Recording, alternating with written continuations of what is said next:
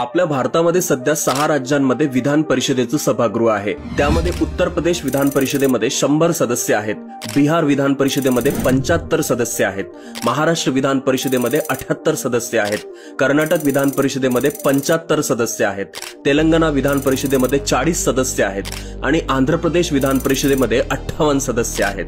भारतात घटक राज्यांमधील कायदे मंडळाच्या वरिष्ठ सभागृहाला विधान परिषद म्हणतात। राज्यघटनेच्या कलम 169(1) नुसार विधानसभेने सभासदांच्या किंवा 2/3 सभासदांनी उपस्थितीने बहुमताने ठराव केल्यास भारतीय संसद राज्यात विधान परिषद अस्तित्वात आणते। विधान परिषदेची सदस्य संख्या किती असावी हे राज्यघटनेने निश्चित केलेलं नाही। कलम 171 नुसार विधान परिषदेत किमान 40 सभासद किंवा विधानसभेच्या एकूण सभासद संख्येच्या 1/3 पेक्षा जास्त सदस्य नसतात। घटक राज्यांमध्ये द्विगृही विधिमंडळ असावे की नसावे याबाबत निर्णय घेण्याचा अधिकार तेथील विधानसभेला आहे। 1956च्या 7व्या घटनादुरुस्तीनुसार असं निर्धारित करण्यात आलं आहे की विधान परिषदेची सदस्य संख्या तेथील विधानसभेच्या सदस्य संख्येच्या 1/3 पेक्षा जास्त नसावी आणि 40 पेक्षा कमी नसावी।